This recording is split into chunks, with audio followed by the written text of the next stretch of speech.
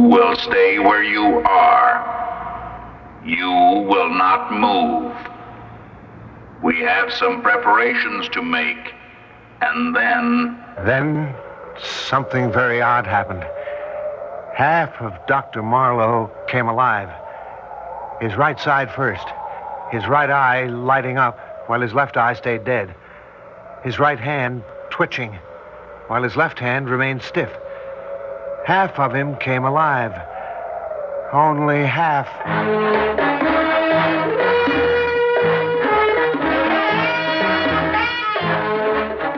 Theater 5 presents Terror from Beyond.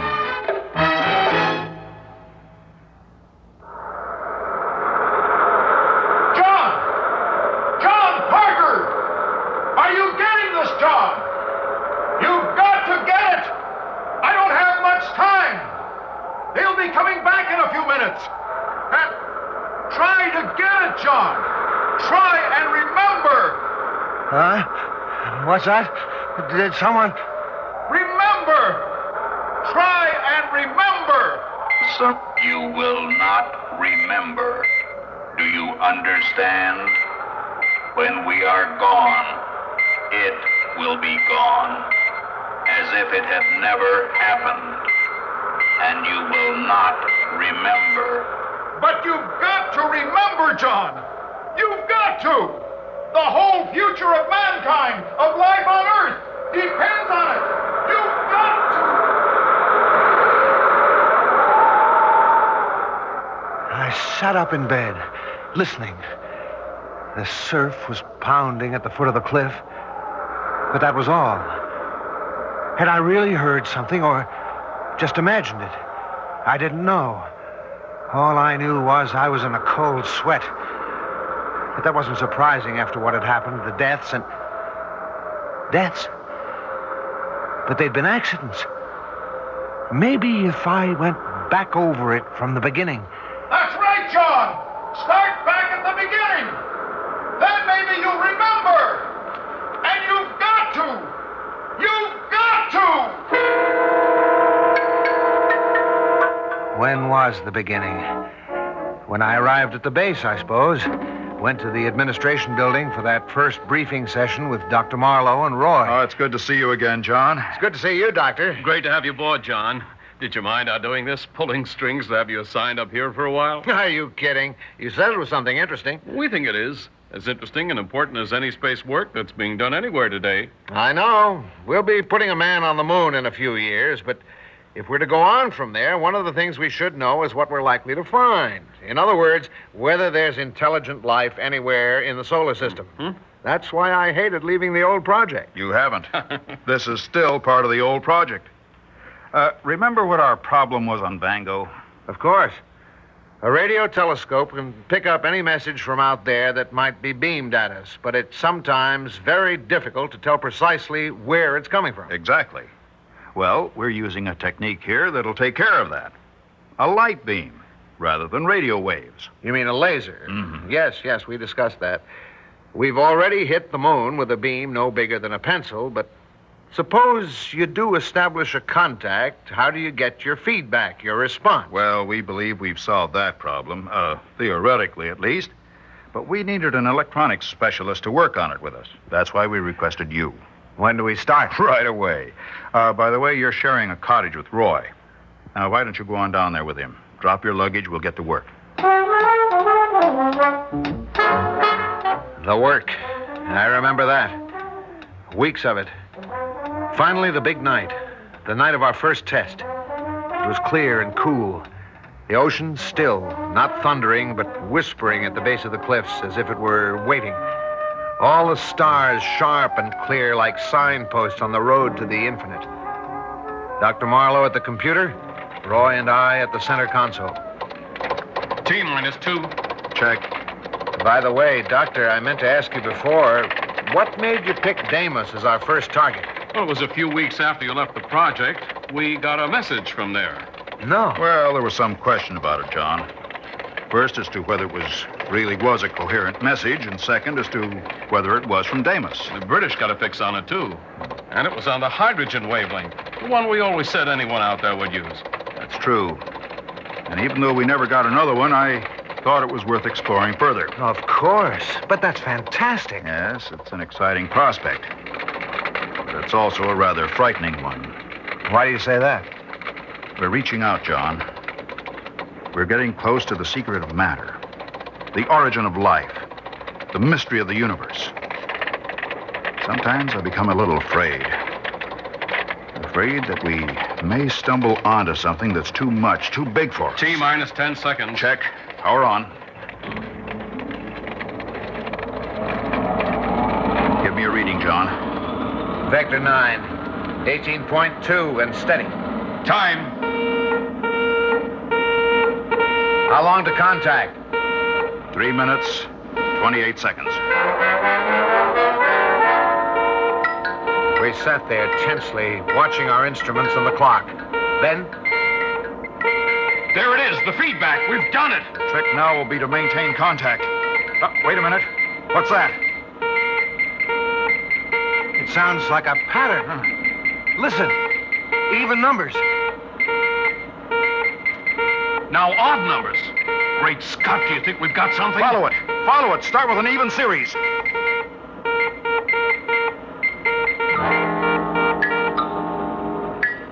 We started following the pattern, and we got nothing. We kept at it all night, most of the next day. Still nothing. Wait, the next night, it's starting to come back to me now. I remember. It was the sound of the generators that woke me. It was about 2 a.m. I padded out along the duct boards to the control building. The lights were on. I went in. And there was Dr. Marlowe. He was sitting at the control panel, and he was strange. His eyes were open, but he didn't seem to see me. Dr. Marlowe? Dr. Marlowe, what is it? What are you doing? Dr. Marlowe! Then something very odd happened. Half of him came alive. His right side first. His right eye lighting up while his left eye stayed dead. His right hand twitched while his left one remained stiff. And then? What? Oh, hello, John. Is anything the matter, Doctor? Oh, why should anything? Hey, what am I doing here? Doctor, have you ever walked in your sleep before? Oh, not that I know of. Of course, I haven't been sleeping too well lately. Rather disturbing dreams, but... John, did you change this beam frequency? No, Doctor. You must have done it in your sleep. Shall I switch it back? No. Cut the power, but leave it. I'd like to look at it again in the morning. Do some thinking about it. Somehow, neither of us mentioned it the next day. We just went on with our work, collecting data, trying for another contact, if it had been a contact. And that night, yes, it was that night that we discovered what it meant. The generators woke me again. I looked at my watch. It was almost 3 o'clock, and for some reason, I was terrified. The door of Roy's room was open. As I went by, I saw that his bed was empty. Then I was walking along the duct boards to the control building. The lights were on again. I looked in through the window. Dr. Marlowe was at the panel as he'd been the night before, with that same dead look on his face. And Roy was standing in front of him, talking to him. I could hear him through the window. Dr. Marlowe. Dr. Marlowe, what is it? Is anything wrong? He's asleep. Walking in his sleep. Better get John. He started toward the door. Then, apparently deciding he'd better not leave the generators on, he turned and went toward the master switch. And as he did, Dr. Marlowe moved. His face still dead, expressionless. He got up, took a heavy wrench, and followed Roy. Then, just as Roy put out a hand to throw the switch, he hit him. I saw Roy's body crumple to the floor. I stood there frozen, unable to move. Dr. Marlowe looked down at him for a moment with no sign of emotion on his face. Then, like a zombie, he went over to the workbench again, picked up an odd assortment of tools, and returned to Roy's body. He bent over him, looking at him as if he were a laboratory specimen. And as I realized what he was going to do, my paralysis left me. I shouted and started for the door, but just before I reached it, I tripped, hit my head, and that was the last I knew.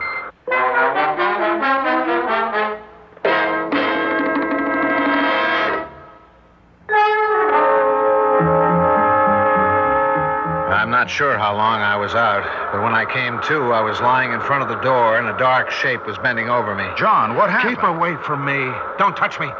I saw what you did in there. And where? When? Just now in the control room to Roy. What do you mean? I just came up here from my cottage. I had a bad dream, came out to get some air, and I found you lying here. But I tell you, I saw you and... And what? I must have imagined it, dreamed it, because I thought I saw you kill him.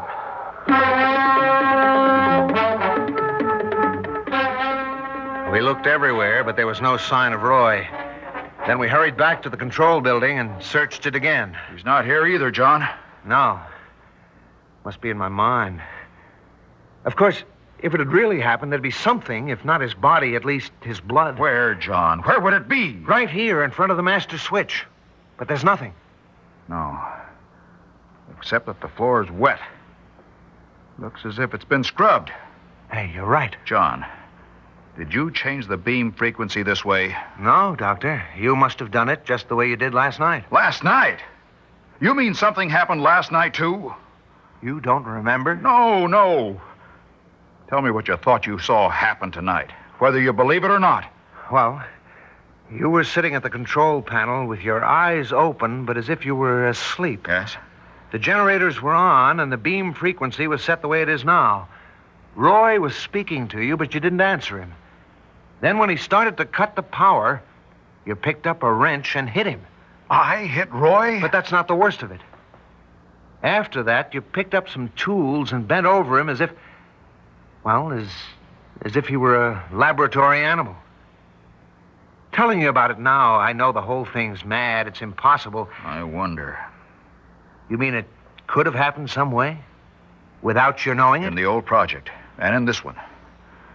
We've been listening for messages from out of space, trying to determine whether intelligent life exists anywhere in our galaxy. John, if it did exist, what form would it take? Well, it wouldn't necessarily look like us with 2 arms and legs. Exactly. And suppose it existed in a totally different form, in the form of electrical energy. Electrical energy? Why not? Isn't that the way the brain functions, giving off electromagnetic waves? And what do we know about Deimos? Suppose living beings existed there, in the form of complex electrical charges, and a channel were suddenly opened between it and the Earth. Our laser beam. You mean they could travel down it, take hold of someone, you, I'm and then... speculating, John. Of course, even if it's true, we don't know if these entities are malevolent, dangerous, or not. When they made you kill Roy? Because he was going to shut off the transmitter, cut off contact with their base. As for the rest, well, they'd be very interested in the human body, particularly the brain. They'd want to examine it, study it. Do you realize what you're saying, suggesting, Doctor? Intelligences from outer space, another world, the taking over of a man's body by forces that we... Yes, John, I know what I'm saying. And while I'm only hypothesizing, I don't really believe it's possible. Do you own a gun? Yes. So happens I do. Well, start carrying it. And if you notice me doing anything strange, don't hesitate. Shoot. And shoot to kill. I didn't go back to sleep that night. And I was convinced that I would never sleep again. Because it would be then that it would be easiest for them to... No, I can't think about it. I won't, even now. I felt a little better in the morning. I went over to have another talk with Dr. Marlowe. But he wasn't at his cottage. He wasn't anywhere on the base. And no one seemed to know where he was. Then I called Colonel Gately at headquarters. No one there knew anything about Dr. Marlowe or Roy. But by that time, something had happened to me. It had all become blurred, like an old nightmare that you know was frightening, but whose details you can't remember. About a week later, the colonel called me and asked me to meet him at the police station in the town nearby. You knew Swanson pretty well, didn't you, Parker? Yes, of course. Some fishermen found a body in their nets this morning. We'd like you to look at it. Oh? All right. Brace yourself. Here. Good Lord. I can't be certain, but I'm fairly sure it's Roy. How did he die? We'll have to wait for the coroner's report, but my guess is that he fell off the cliff. And Dr. Marlowe? Nothing new on him yet, but if they were together, his body may turn up soon, too. He was a better prophet than he knew, because Dr. Marlowe came back that very night. I'd taken something to make me sleep. It was the only way I could sleep, but the sound of the generators woke me. I took my gun, went to the control building. The lights were on. I opened the door, and there was Dr. Marlowe. He was standing near the console, his face thin and drawn, and his eyes blank. And when he spoke, his voice was hardly human, as if someone was speaking through him. It is unfortunate that you awakened, Parker. And even more unfortunate that you came in here. What do you mean, Doctor? Where have you been, and why are you talking so strangely? We have been looking over your planet, studying it and its life. Particularly, you so-called humans. We have found it very interesting. And now, we are ready to go. Go? Go where? Wait. You said we. Dr. Marlowe, have they... You will stay where you are. You will not move. We have some preparations to make. And then... Her voice, that horrible voice, broke off. And Dr. Marlowe swayed as if he were about to fall. I grabbed him, held on to him. And then his eyes changed, came alive. And when he spoke again, it was with his own voice. John, for heaven's sake, help me. What? They got me. They took me that night. Took me all over the country, looking, examining, studying. They picked my brain, John. And now they're going to take me with them. Take you? Back to where they come from. Not my body. They're not interested in that. But the essential me. And in heaven's name, shoot, John. Shoot me! And now, we are ready. Look here, at his eyes. Look closely. Yes, like that. As your friend told you, we are taking him with us. But you will not remember what has happened. You will remember nothing. Do you understand? Because someday, we may come back. I stood there, frozen, holding Marlowe. Suddenly, he broke my grip, pushed me away. Walking stiffly and mechanically, he went to the door, opened it, and went out along the duckboards to the edge of the cliff. Then, without hesitating, he stepped over the edge and disappeared. Now do you remember, John? It's all true. They exist. And they've got me here. Not only that, but they may return to Earth again for others. And... John, they're coming back now. They're coming. Do something. When I woke up about a half hour ago, I found this all written out on the pad I keep next to my bed. I remember some of what I'd written, but other parts, like Roy's murder and Dr. Marlowe's death, I don't recall at all. Either I'm mad, completely mad, or... No, I can't think about that. In any case, if I showed this to anyone, the world would think I was mad. There's only one thing to do. Tear it up. Every last page of it. Every last page of it. Every last page of it.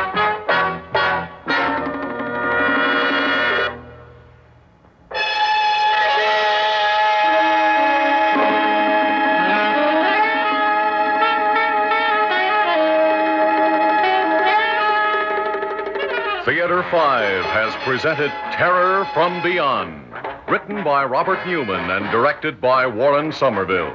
In the cast, Robert Dryden, Ralph Camargo, and Gilbert Mack. Audio engineers Marty Folia and Bill Sandreuter. Sound technicians Ed Blaney and M.C. Brock. Original music composed by Alexander Vlastotsenko. Orchestra under the direction of Glenn Osser.